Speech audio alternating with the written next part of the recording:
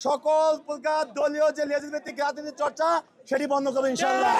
সকলকে নিয়ে একসাথে একটি ইনক্লুসিভ জাহাঙ্গীরনগর বিশ্ববিদ্যালয় গড়ে তোলা আমাদের যে একটি যৌক্তিক চাওয়া ছিল, যৌক্তিক অধিকার ছিল, সেই অধিকার থেকে আমরা বঞ্চিত ছিলাম।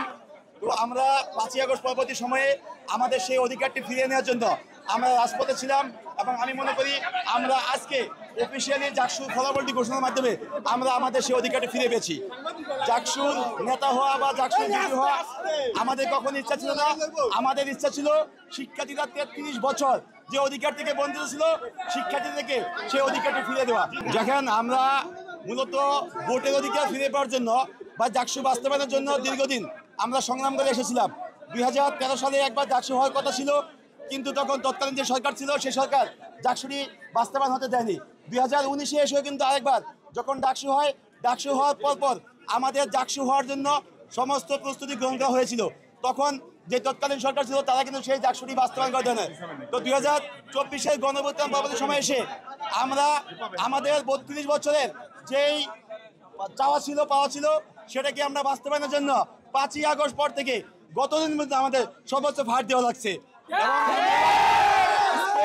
জাকসুর ফলাফল অফিসিয়ালি ঘোষণার মাধ্যমে আমরা আমাদের সেই 33 বছরের যে চাওয়া ছিল সেই চাওয়াকে পূর্ণ করতে পারছি ইনশাআল্লাহ। আমাদের কত হলো যে নির্বাচনে অংশ নেওয়ার জন্য হয়তো অনেকগুলো প্যানেল হয়েছে, অনেক প্যানেল থেকে হয়তো এখানে নির্বাচিত হচ্ছে। ইসলামী ছাত্র শিবির থেকে এই প্যানেল এই 25টি পদের মধ্যে সর্বোচ্চ সংখ্যক তারা পদে জয়ী হচ্ছে।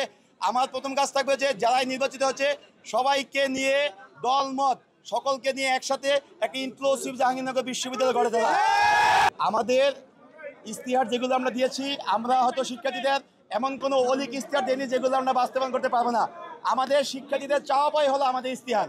জাহাঙ্গীরনগর বিশ্ববিদ্যালয়ের শিক্ষার্থীরা যে সকল অধিকারগুলো থেকে দীর্ঘদিন বঞ্চিত ছিল, আমাদের প্রথম কাজ থাকবে জাহাঙ্গীরনগর বিশ্ববিদ্যালয়ের শিক্ষার্থীদের সে সকল অধিকারগুলো কি বাস্তবায়িত করা। আর আমাদের একটি প্রথম কাজ থাকবে এই জাহাঙ্গীরনগর বিশ্ববিদ্যালয় থেকে সকল প্রকার দলীয় যে লেজিসলেটিভ রাজনীতির চর্চা সেটি বন্ধ করবে ইনশাআল্লাহ। আমরা দেখেছি যে দলীয় লেজিসলেটিভ রাজনীতির চর্চার ফলে শিক্ষার্থীদের একাডেমিক লাইফ কিভাবে ক্ষতিগ্রস্ত হয়। আমাদের কাজ হলো শিক্ষার্থীদের জন্য একটি শতভাগ নিরাপদ একটি ক্যাম্পাস গড়ে তোলা এবং নিরাপদ এবং শিক্ষার্থী বান্ধব ক্যাম্পাস গড়ে তোলার জন্য আমাদের যেভাবে কাজ করা লাগে শিক্ষার্থীদের সাথে নিয়ে আমরা সেভাবে কাজ করে যাবো ইনশাআল্লাহ।